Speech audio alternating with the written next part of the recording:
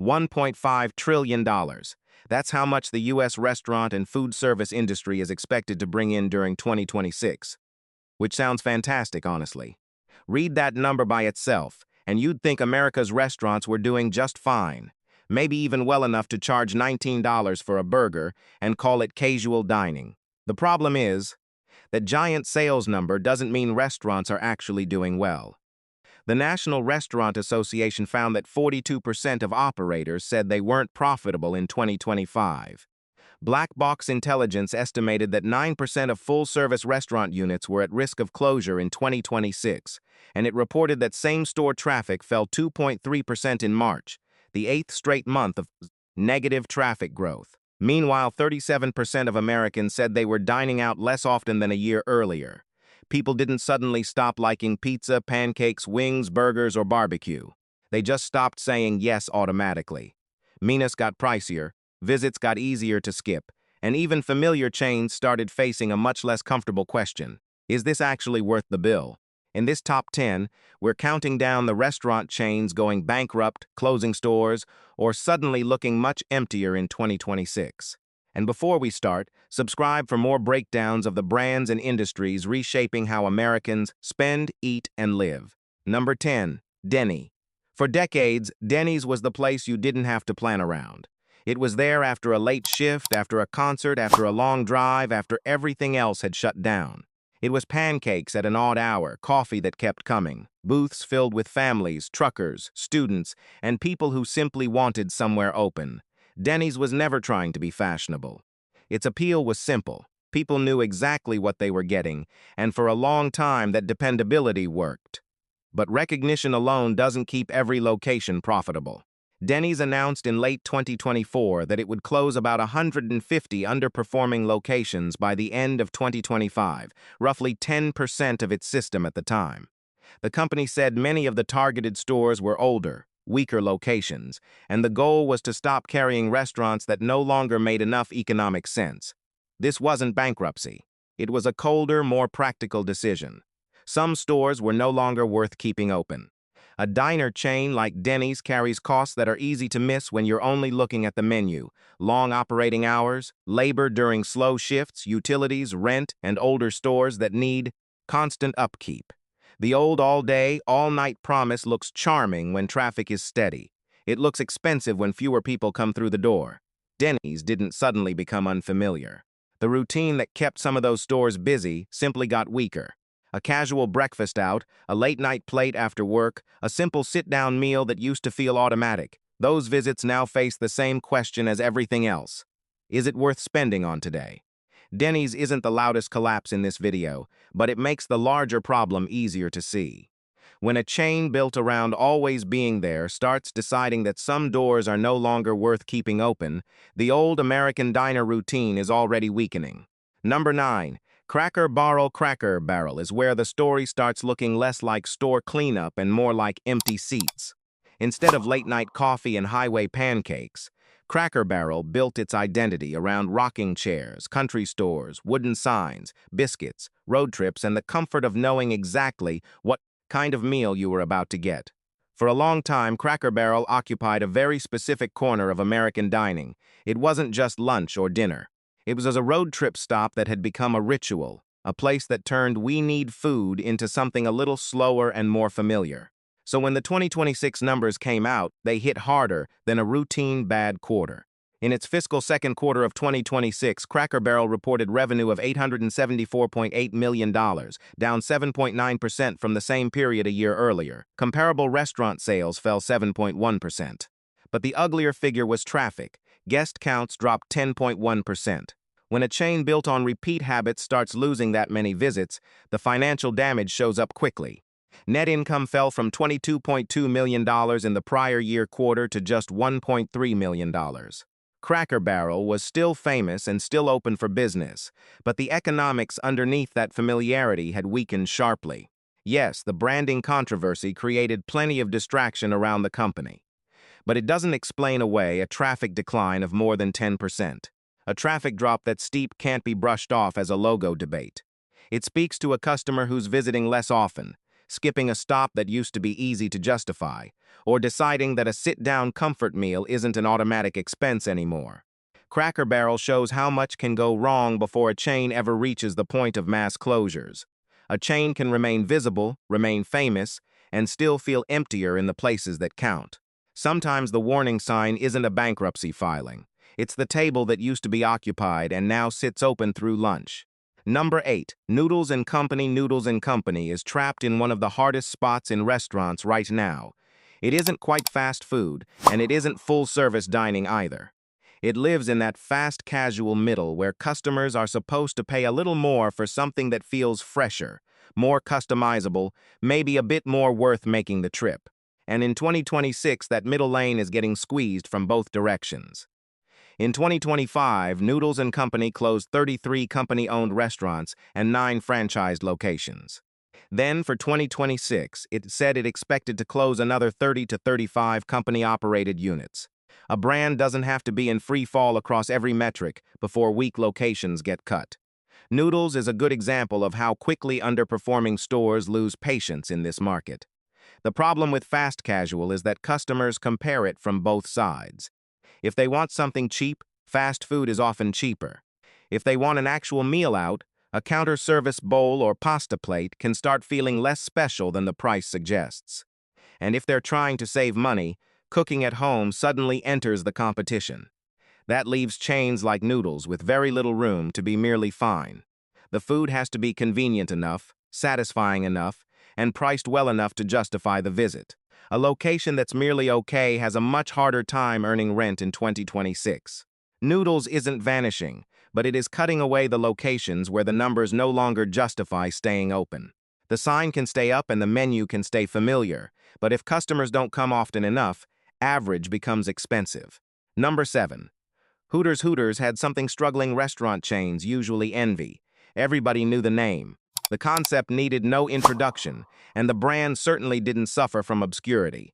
The chain had spent decades occupying a loud, unmistakable in American casual dining. It built that identity around televised sports, wings, beer, and an image that made it hard to confuse with anybody else. But name recognition doesn't fix debt. Hooters filed for Chapter 11 bankruptcy protection on March 31, 2025, and the case still belongs in this 2026 restaurant story because the same pressures never went away. Reuters reported that the company was looking to address about $376 million in debt. At the time, Hooters had 151 company-operated restaurants and 154 franchised locations. Chapter 11 didn't mean every restaurant suddenly closed. It was a restructuring move, with a plan to transfer company-owned locations to a buyer group backed by founders and franchisees. But the filing made one thing clear. The name was famous, and the business underneath it was strained.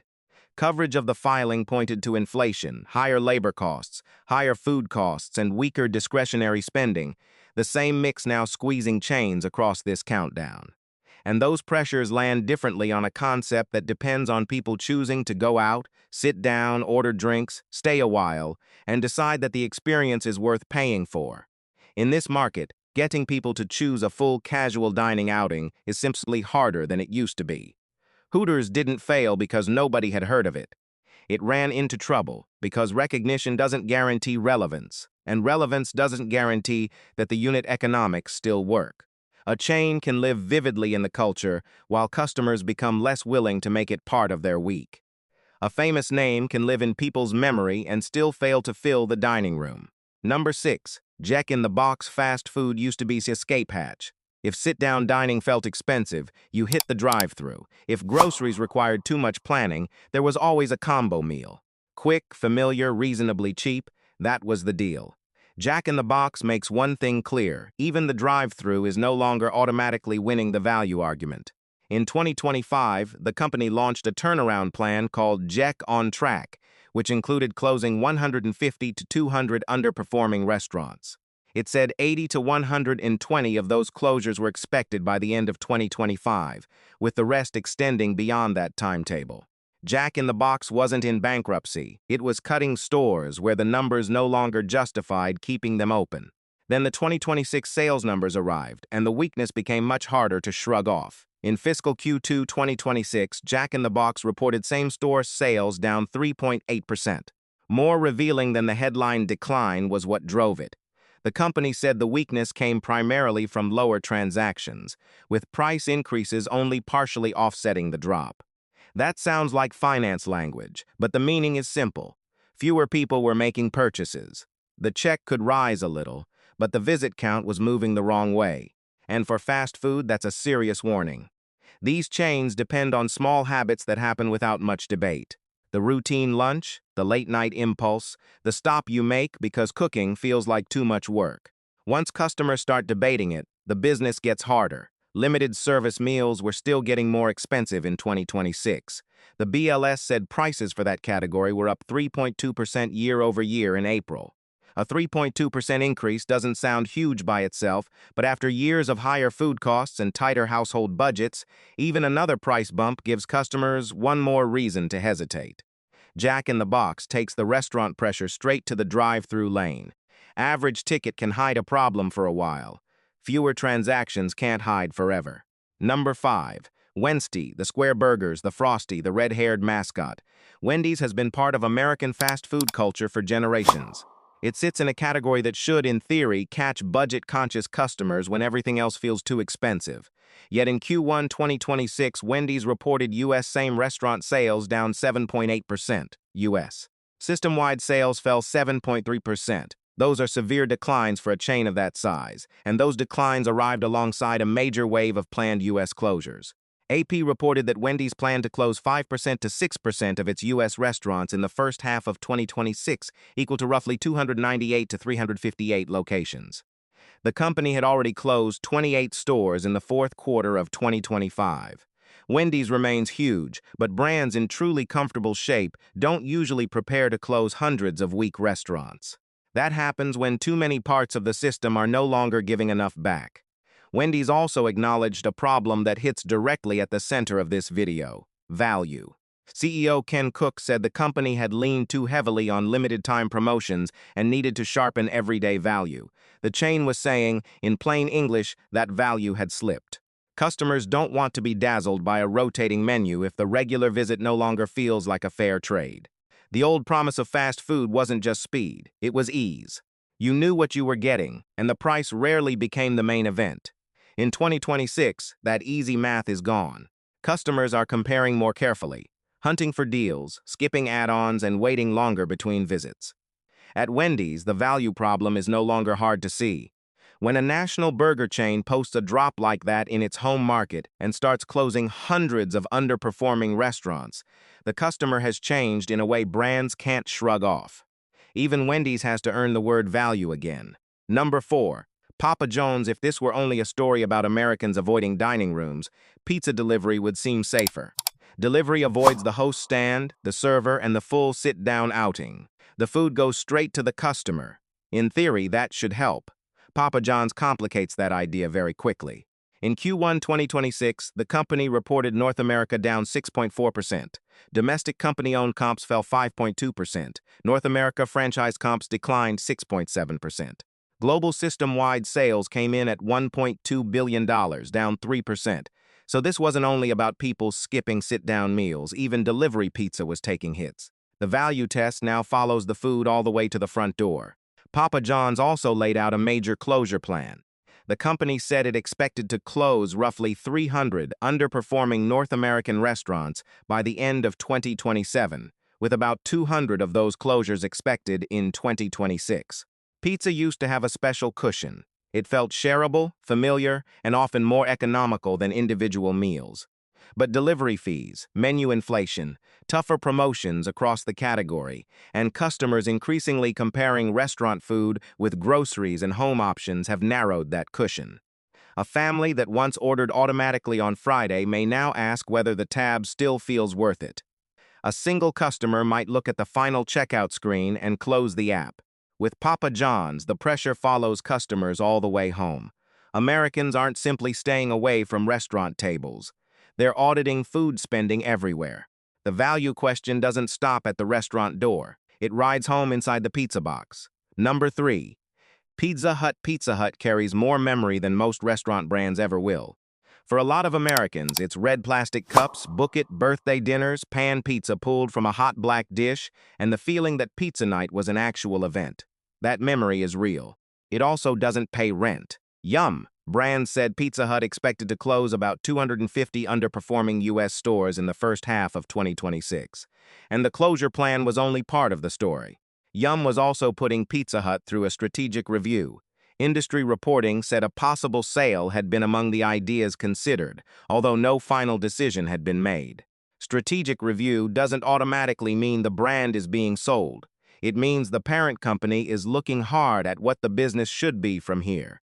Pizza Hut system sales fell to $3.47 billion in 2025 from $3.61 billion in 2024. Its global unit count also declined from 20,225 to 19,974. This wasn't just a cosmetic dip. The brand was losing momentum. Pizza Hut spent decades building cultural recognition. But the market that made it iconic changed. Delivery-first competition improved, ordering habits shifted, and the dining rooms that once anchored the brand became less central. Customers had more pizza choices, more coupons, more apps, and less patience for a chain that feels familiar but not always necessary. The closures and sales decline are serious on their own. The strategic review raises a harder question. What role does Pizza Hut still play in this market? Pizza Hut still means something to Americans. The harder question is whether it means enough to the current market. Number 2, Bahama Breeze. Bahama Breeze didn't need a bankruptcy filing to produce one of the most unforgiving outcomes on this list. The chain sold a very specific kind of escape: tropical drinks, island music, colorful plates, the promise of a casual getaway without needing a plane ticket. It was never as broad as Olive Garden or Longhorn Steakhouse, both fellow Darden brands. Its identity was narrower, more stylized, more dependent on the customer wanting that exact mood. On February 3, 2026, Darden Restaurants announced that it had completed its review of strategic alternatives for Bahama Breeze. Darden's decision was simple and harsh. 14 locations would close permanently. The other 14 would be converted into other Darden brands. It wasn't bankruptcy, it was brand conversion. But the result wasn't much gentler. Half the system closes and the other half loses the Bahama Breeze name entirely. Darden said the restaurants slated for closure were expected to continue operating through April 5, 2026, while the conversions would happen over time. From a corporate point of view, it was a portfolio decision. Use the real estate differently, place stronger concepts into those locations, and move on. For Bahama Breeze, the message was hard to miss. Darden no longer saw the concept as worth preserving on its own. Bahama Breeze is harsher than the cases before it because Darden wasn't just trimming weak locations, it was moving away from the brand itself. That decision lands differently in 2026, when customers are already much less willing to spend on a restaurant visit that feels optional. Themed casual dining has to clear a high bar. It needs the food, the atmosphere, and the price to align. If customers are already going out less often, a concept that's fun but not essential can become fragile very quickly. Some brands don't die in court. They're simply replaced by a decision made in a boardroom. Number 1. Smokey Bones. Smokey Bones is where this story stops sounding like pressure and starts looking like disappearance. The barbecue and bar chain was once built for casual gatherings: ribs, burgers, beer, sports on television. The kind of meal people choose when they want something hearty without turning dinner an occasion. It was never a niche luxury brand. It lived in the broad, casual dining middle that has been under growing pressure for years. Then bankruptcy entered the picture. On January 26, 2026, Fat Brands filed for Chapter 11, saying the move was meant to reduce debt and preserve value across its business. That didn't automatically mean Smokey Bones was shutting down. Chapter 11 is restructuring, not instant extinction. Then came April 28. Fat Brands later confirmed that all Smokey Bones locations had ceased operations as of April 28, 2026. Reports described stores going dark, listings showing closures, and customers discovering that restaurants they expected to be open were suddenly gone. A recognizable casual dining chain went from bankruptcy-related upheaval to a nationwide shutdown in a matter of months. Smokey Bones is the clearest example in this countdown of what happens when those pressures stop producing gradual damage and start producing outright disappearance. Costs rise, customers hesitate, weaker locations lose ground, restructuring begins, and eventually the brand itself is gone from the market. One chain shutting down doesn't mean the whole restaurant industry is collapsing. The industry is still enormous. Americans will keep eating out, celebrating birthdays, grabbing burgers, ordering pizza, and sitting down for barbecue somewhere. But a huge industry can keep growing in total while specific brands lose their reason to exist. The market can still be worth trillions. A restaurant name can still disappear inside it.